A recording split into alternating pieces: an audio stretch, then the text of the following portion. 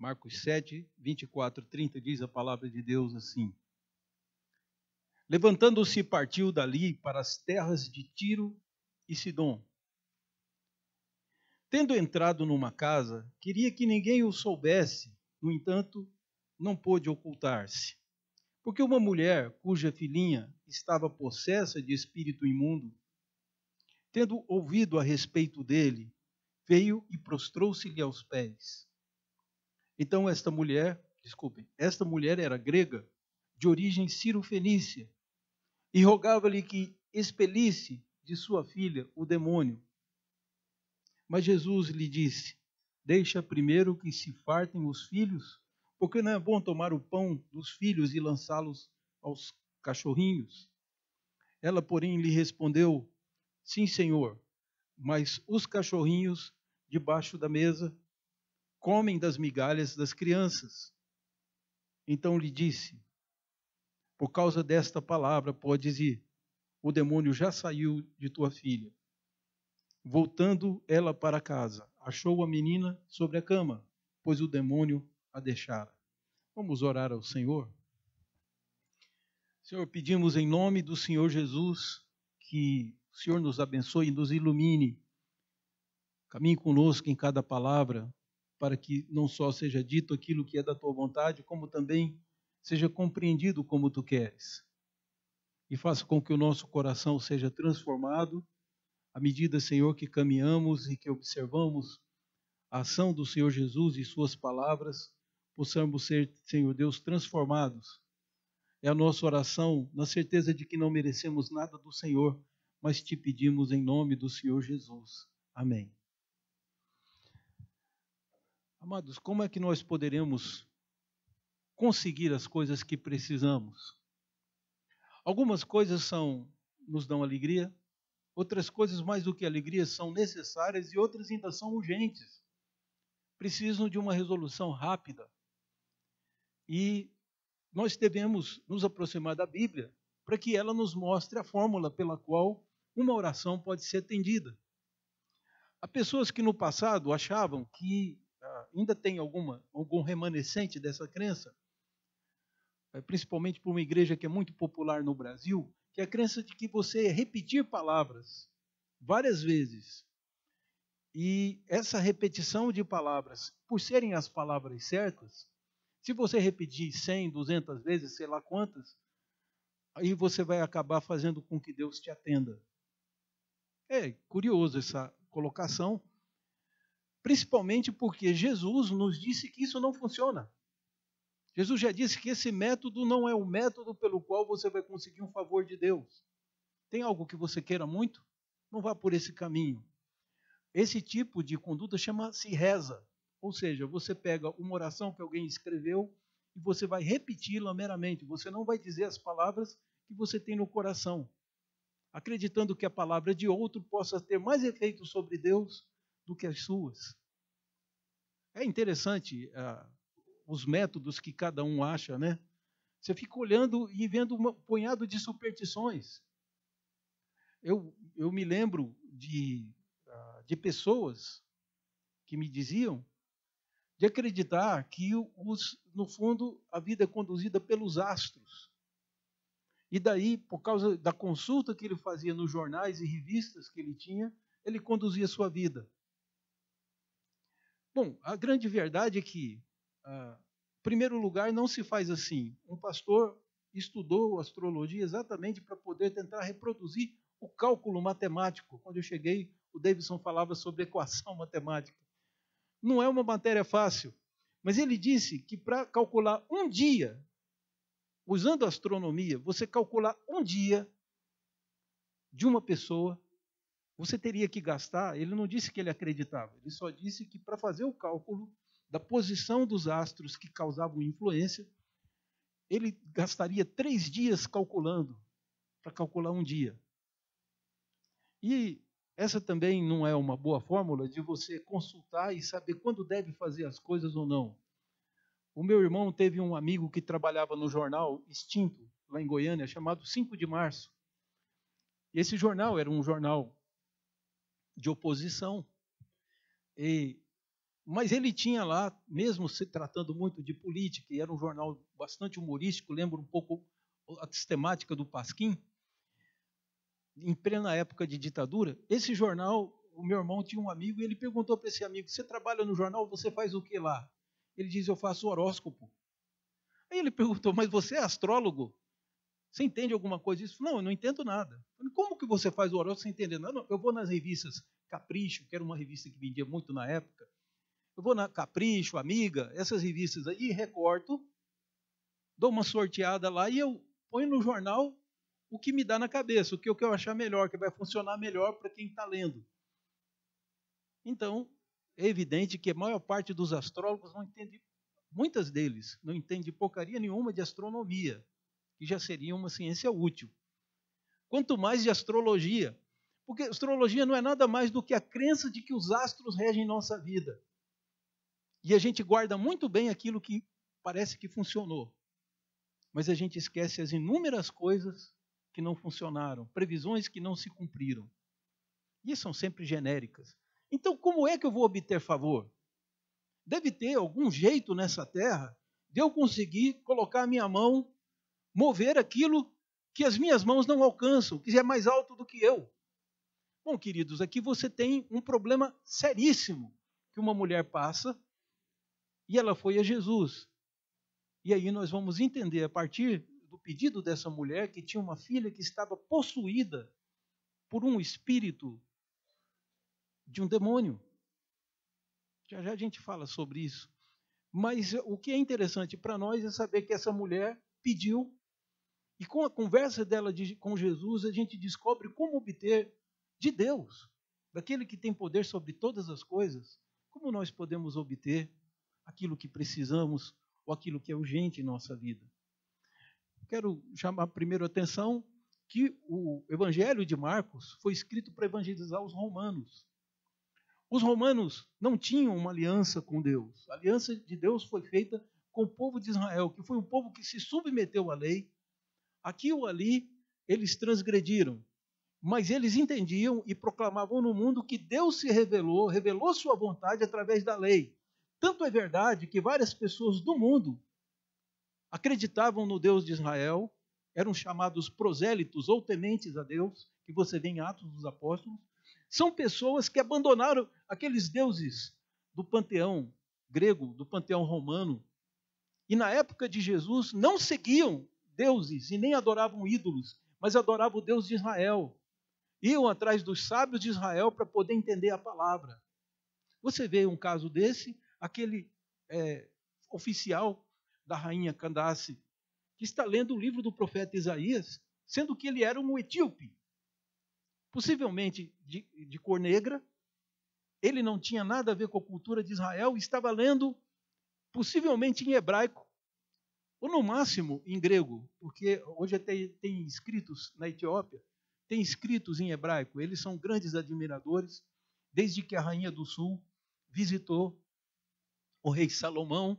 Acredita-se que a partir daí começa uma grande admiração dos etíopes em relação a Israel.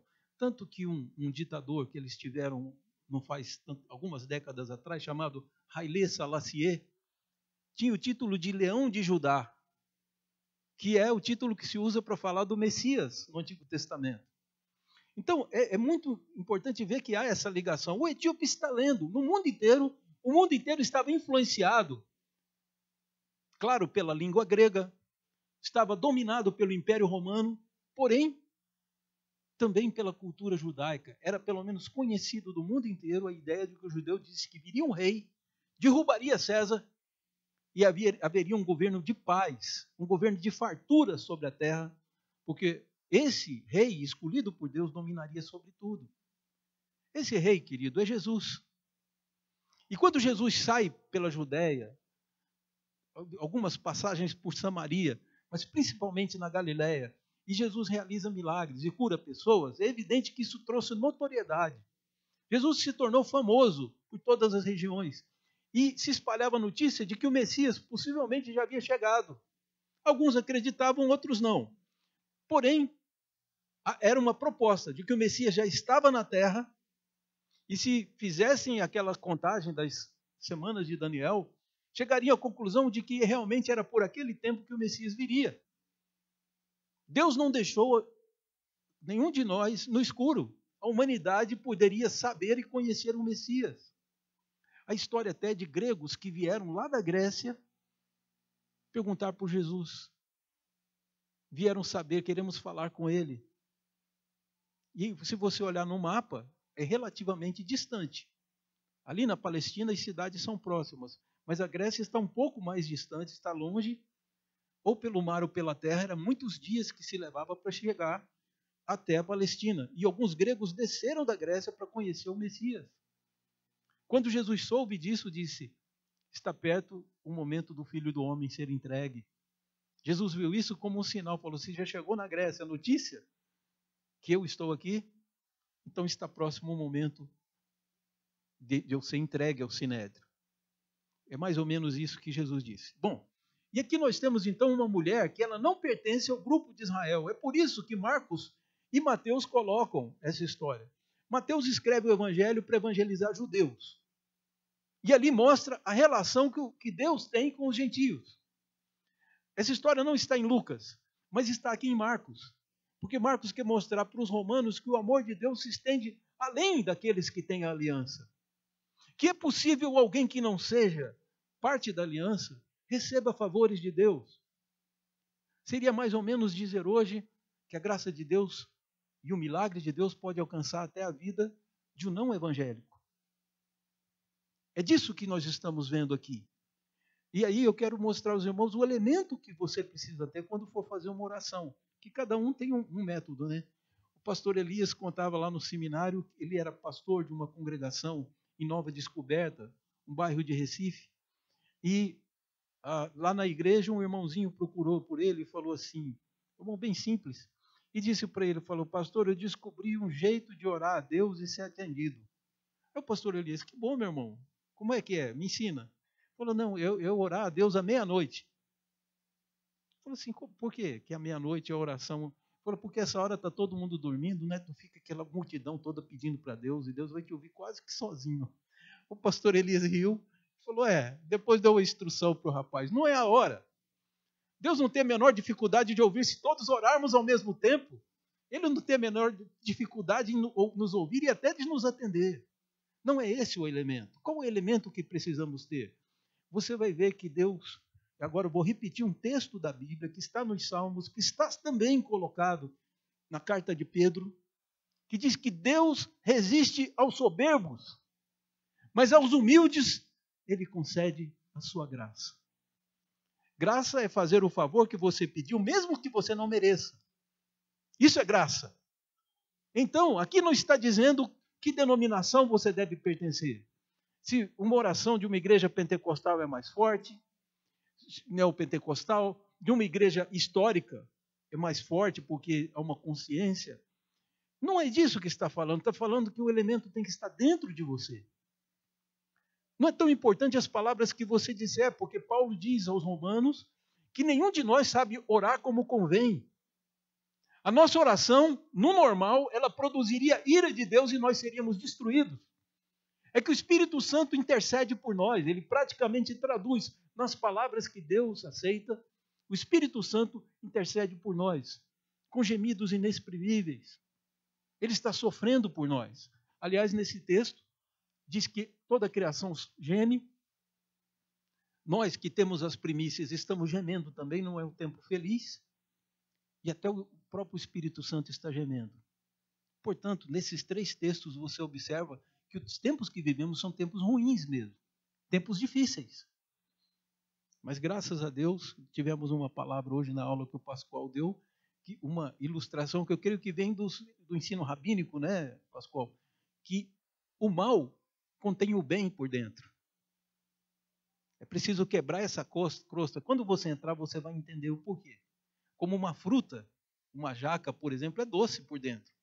Mas você não vai comer, morder a casca, porque não vai adiantar nada. Um abacaxi, né? Não resolve. Aquilo é só para conter o bem. Então, por trás de toda tribulação, tem um grande bem esperando por nós. Agora, não há nada que te impeça de pedir. Há urgências.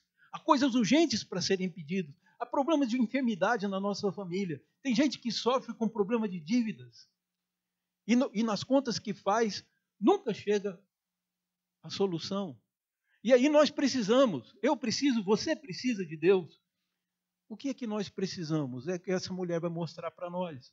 A única coisa que ela tinha para oferecer a Deus, ela não tinha uma aliança com o Senhor. Ela não tinha o pedigree.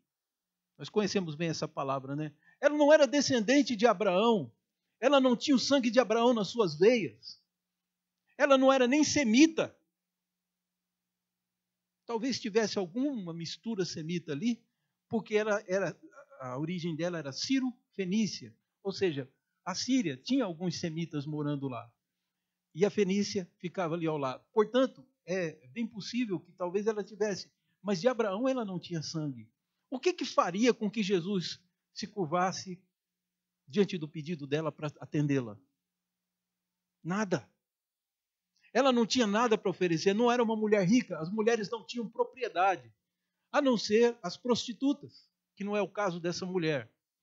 As mulheres que deixaram a prostituição para seguir Jesus, abandonaram grandes fortunas e, se a gente pode chamar isso de profissão, uma profissão altamente rentável como outras não tinham. Mulher, não, mesmo trabalhando, ela no máximo tinha um prato de comida. É uma sociedade em que dizia que as mulheres não tinham direito. Mas há uma coisa especial nessa mulher. Ela é mãe. E sendo mãe, ela se aproxima de Jesus. O texto não diz que ela simplesmente orou, ajoelhou, diz que ela se prostrou. A palavra grega usada é colocar o rosto em terra. Ela caiu repentinamente. É usada até para quando você dá um golpe violento e a pessoa cai. É um tombo violento. Ela, quando soube que Jesus estava na terra dela, terra que ela morava, porque ela é grega, de nacionalidade grega, mas de raça. Isso fala sobre a raça dela, sobre a etnia dela. Ela é Ciro-Fenícia. A Fenícia foi um reino que produziu muita literatura, produziu ciência. A Fenícia, na verdade, é o litoral do mar Mediterrâneo quando encosta na Palestina. Se você olhar, tem uma palavra, uma cidade chamada Biblos, de onde nasceram os nossos livros, né? E você tem Sidom, Tiro e tem Acô. São as cidades principais da Fenícia. A Fenícia foi um império que desapareceu, mas hoje você conhece um país que tem naquela região, que é o Líbano. Então, até aqui no Brasil se faz essa associação. Uma pessoa dizem, ele é um sírio-libanês. Não existe essa nacionalidade. É porque o Líbano é coladinho ali na Síria. Então, costuma-se usar porque os sírios e libaneses, segundo eu ouvi, aqui em São Paulo, eles se juntaram, se uniram pela mesma origem, pelo mesmo continente que eles vinham. Eles aqui no Brasil se uniram para poder se ajudar. E daí nasceu o clube sírio-libanês. Tem gente que pensa que sírio-libanês essa mulher seria talvez uma sírio-libanesa, porque ela tinha ascendentes, seus ancestrais eram sírios e eram também, não libaneses, mas fenícios. Dos fenícios se calcula que gerou o alfabeto grego, que gerou o nosso alfabeto, então a nossa escrita vem lá da Fenícia. Bom, mas imaginando isso, essa mulher está com um problema seríssimo. A sua filha foi possuída por um espírito sujo, um espírito imundo. Ela estava sendo dominada por um espírito imundo. Primeiro que aí, possivelmente, existe alguma coisa de culpa, ou dela ou do pai da criança. Alguém que tinha ascendência sobre ela, assim como quando os pais trazem os filhos para serem batizados na igreja, e Deus respeita isso, há pessoas que levam uma feitiçaria e apresentam as crianças lá. E não sabem o problema que estão trazendo para elas. Porque aquelas entidades não são deuses. São, na verdade, anjos criados por Deus que se rebelaram contra Deus. E esse grupo nós chamamos aqui de demônios, mas não passam de anjos criados por Deus e que se rebelaram e que têm em nós, homens, seus inimigos. Agora imagina aquela criança que foi consagrada, possivelmente, em algum ritual, a algum deus pagão. Agora ela está dominada por uma coisa que a mulher não tem à mão, dela não alcança. Os anjos são superiores a nós em poder, em força. E esse anjo agora tem por direito na cabeça dele o corpo dessa moça para andar pela terra e para fazer o que quiser. Há casos na Bíblia de crianças que eram jogadas no fogo, jogadas na água para serem afogadas. Elas pulavam porque o corpo delas estava dominado por esses espíritos. Então, que na realidade existe a culpa de alguém nisso. Esse problema gravíssimo precisava de solução. E aí a solução ela descobriu. Deus deu a bênção para essa mulher de que Jesus foi se esconder, foi se abrigar. Não porque estivesse fugindo de alguém, tudo, mas Jesus precisava de uma pausa. Talvez até para ensinar seus discípulos. E ele foi para uma região que era fora da Judéia. Foi para as bandas do mar. Ele foi para as regiões de Tiro e Sidom. Estava andando por ali. Alugou uma casa, estava ali morando dentro da casa. E não queria que ninguém soubesse que ele estava ali. Era uma pausa que Jesus fazia, talvez até para ensinar melhor seus discípulos. Pois não deu para Jesus ficar incógnito. Não deu para ele ficar escondido. Porque essa mulher soube. Se ele realiza um milagre ali naquela mulher, ele não poderia,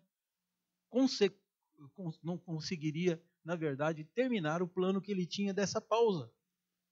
Porque um milagre, queridos, gera uma chuva de gente. É por isso que esses milagres que são anunciados em alto-falante são extremamente estranhos, né? Porque o verdadeiro milagre ele já é uma propaganda por si só, né? Imagina no hospital, você que imagina lá na Unesp, um sujeito chega, põe a mão sobre o outro, hora que ele é curado. O da cama vizinha vai querer, vai contar para os parentes, vai ligar, quem vai curado chega, a família fica sabendo, daqui a pouco o hospital está cheio de gente que precisa ser curado, que vão atrás, e famílias vão vir atrás. Então, quando disserem, preste atenção nos milagres da televisão. É alguém que está com uma dor no braço, está agora mexendo o braço, que não conseguia andar bem, voltou a andar, que não ouvia de um ouvido. Eu nunca vi ninguém que era surdo dos dois ouvidos serem curados. Então, não duvido que Jesus cure as pessoas. Mas não se trata da igreja certa, da oração certa, do missionário certo. Se trata de você ter humildade para pedir a Jesus. Eu acredito nos milagres dele. Eu acredito nos milagres que estão narrados na Bíblia. E acredito que ele possa fazer muito por você. Mas peça. É pedindo. Com humildade, que foi exatamente o fator. Essa humildade dessa mulher está demonstrada no seguinte, que ela aceita o plano de Deus. Em momento nenhum ela diz, o senhor não pode deixar de fazer isso só porque eu sou judia. Não sou judia. Só porque eu não tenho sangue de Abraão, não tenho sangue de Isaac e de Jacó, não tenho uma aliança, meus pais eram pagãos, cultuavam deuses pagãos, o senhor não tem o direito. E quem é que tem direito, querido? Só Deus. Você e eu não temos direito a nada. Não merecemos absolutamente nada. Então essa mulher fez certo. Ela aceitou porque Jesus disse a ela, filha, não está certo que alguém não é bonito. A palavra grega que está lá é bonito, né? Não é uma coisa bonita você tirar a comida dos filhos, e ele está falando como filhos do povo hebreu, os descendentes de Abraão, a quem ele foi enviado. Não é uma coisa bonita você tomar o pão dos filhos e jogá-lo para os cachorrinhos comerem. Então talvez um de nós ficaria ofendido com essa palavra de Jesus. Mas essa mulher tinha uma vida que dependia dela, que era a vida da sua filhinha. Ela era mãe. E quem é mãe sabe o que é isso. Ela não ligou para isso. Ela aceitou os planos de Deus. Ela foi humilde o suficiente para aceitar que ela não tinha direito. Em segundo lugar, os irmãos verão também que na resposta dela, ela demonstra que ela aceita esse lugar menor. Coisa que muito de nós hoje reivindica. Não, os homens são iguais. São realmente iguais. Todos merecem um inferno. Isso que faz os homens iguais. Todos têm os mesmos direitos. Não temos direitos nenhum. Essa terra é de Deus. Essa cidade é de Deus. Essas casas que nós temos são de Deus. Você não tem nada. Tanto que você não trouxe nada para o mundo. Foi você que construiu? Não. Então você não trouxe nada para esse mundo e não vai levar dele também, diz Paulo. Se eu não trouxe nada e não levo nada, o que é meu? Nada. Por causa de eu ser descendente de Adão, de eu ser de um povo, vamos dizer assim, de uma raça que trouxe maldição para o planeta, porque desobedeceu e se afastou de Deus, nem eu nem você temos direito a nada. E essa mulher entendeu isso. Ela não retrucou Jesus, reivindicando alguma igualdade. Ela aceitou o seu lugar menor, o lugar de ser uma cirofenícia, implorando que o rei dos judeus libertasse sua filha, porque ela não tinha como expulsar o demônio. Demônios não atendem a homens comuns. Eles são mais fortes que os homens. Mas eu vou te contar, isso não só por aquilo que a gente lê na Bíblia, mas você vai ter essa experiência. Os demônios tremem. Eles se desesperam quando escutam o nome de Jesus. Eles tremem diante da igreja do Senhor Jesus. E essa mulher sabia disso. Sabia que ele estava um homem, ele era homem, mas ele estava acima dos anjos.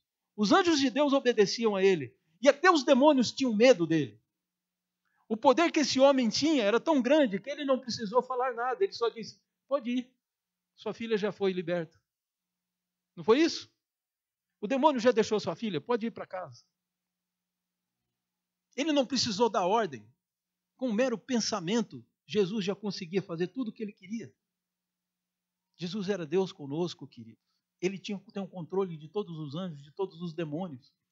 Então, um erro do passado entregou essa menina na mão de algum demônio, e agora o demônio estava se divertindo à custa do sofrimento dessa moça. Jesus é descoberto naquela região de Tiro e de Sidom. Essa mulher entra porque soube que ele estaria ali. Ele era tão famoso, alguém viu ele entrando e falou, o rei dos judeus está por aí. Ela, aonde?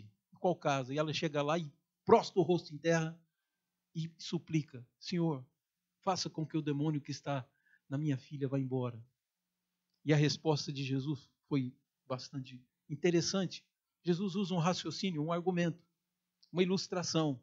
Os filhos estão comendo à mesa, os filhos são os filhos de Abraão, de Isaac, e Jesus deixa primeiro que os filhos se fartem. Não é assim que a gente faz em casa?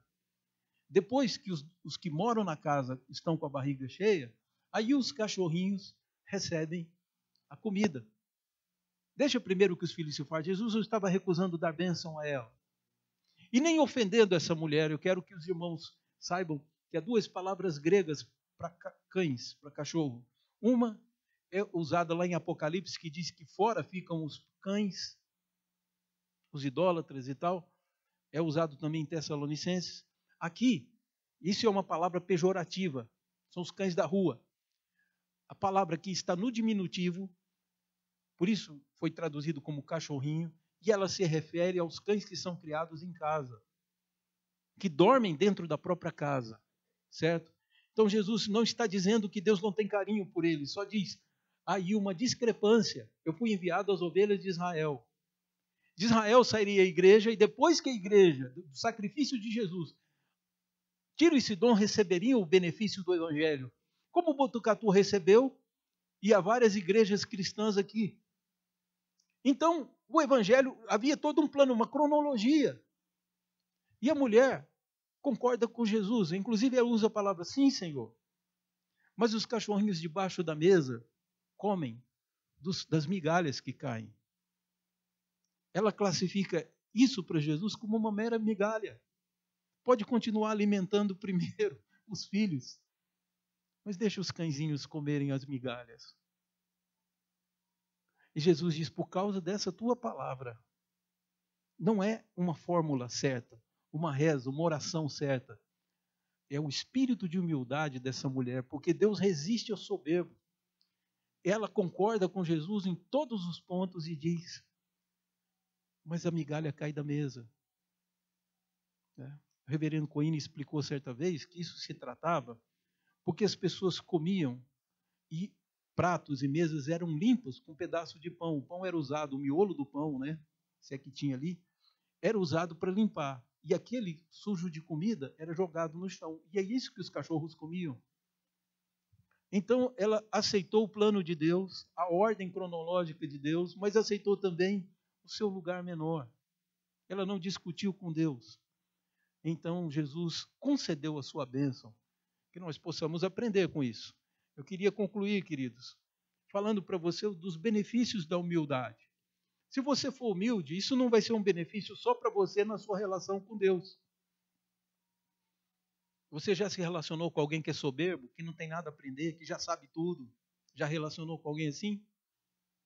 Pois é, a humildade iria fazer muito bem para essa pessoa. As nossas relações interpessoais ficarão melhores. Nossa relação dentro da família fica melhor. Como eu escutei alguém falando um pensamento popular, falou: o que você quer? Você quer ganhar a discussão ou você prefere ser feliz?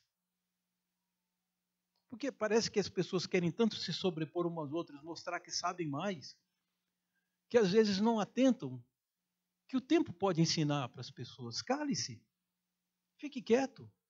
Você não precisa responder, você não precisa ganhar a briga. A gente precisa ganhar a guerra. Tá? Então, discutir uma coisinha tola, bater boca, levantar a voz um para o outro, se tiver humildade, que é fruto do Espírito, uma disposição de fazer o bem para o outro, pode saber que o lar fica um lugar mais agradável para se viver. Aquele marido, quando tem uma esposa humilde, ele fica louco para chegar em casa, porque é o melhor lugar do mundo para ele. A mulher dele está ali dentro esperando. A mulher fica louca para o marido chegar, porque é uma pessoa humilde. A presença dele traz bem, traz alegria para o coração dela.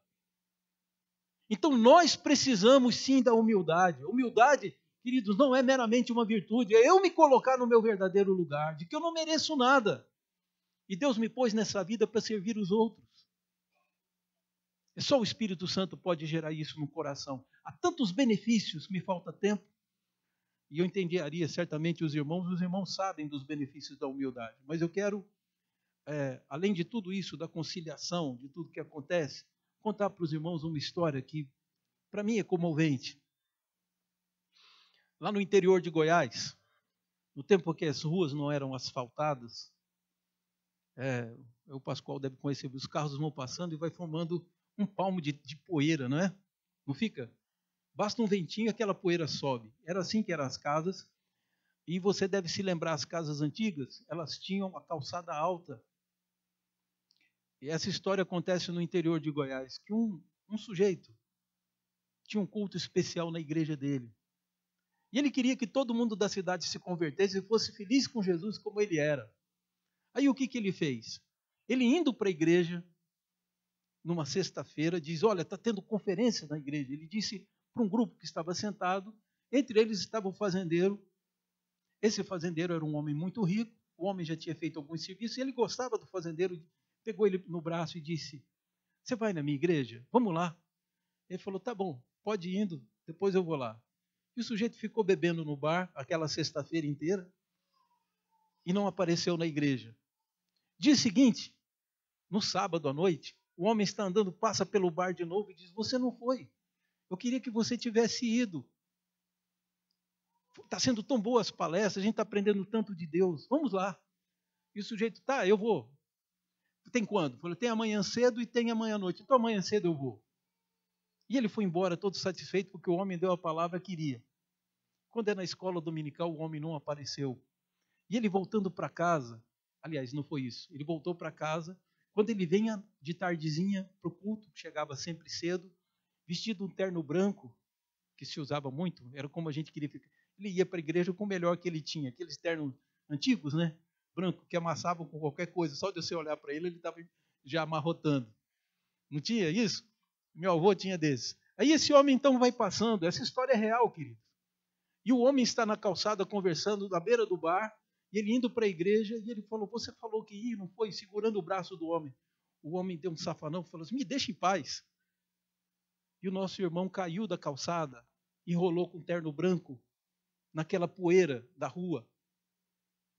E ele levanta todo sujo de poeira, e as pessoas ficaram com o olho arregalado, pensando: agora ele vai partir para a briga. Era um homem forte. Falou: ele vai bater no fazendeiro agora. E ele levanta, vai tirando a poeira, e vira para o homem e diz: mas você vai, não vai? Aquele homem, comovido com esse gesto, ele foi na igreja. E meses depois, esse fazendeiro e a família inteira foi batizada. E por isso vão morar no céu. Você não tem ideia dos benefícios que a humildade pode trazer para a vida sua e de quem mora junto com você, para a sua cidade e para o seu país. Arrogantes já tem gente demais. Humildes são raros. Mas é o humilde que Deus atende. Não é isso que diz o texto? Diz lá o apóstolo Pedro: Deus resiste ao soberbo. O soberbo pede, Deus nem ouve. Mas aos humildes ele concede a sua graça. Seja humilde. Aceite de Deus que você não tem direito a nada. E peça assim mesmo. E Tiago diz: vocês guerreiam, lutam e não tem nada. Não tem nada porque vocês não pedem. Encha-se de humildade. É só assim que nós vamos ser bem atendidos pelo grande rei Jesus.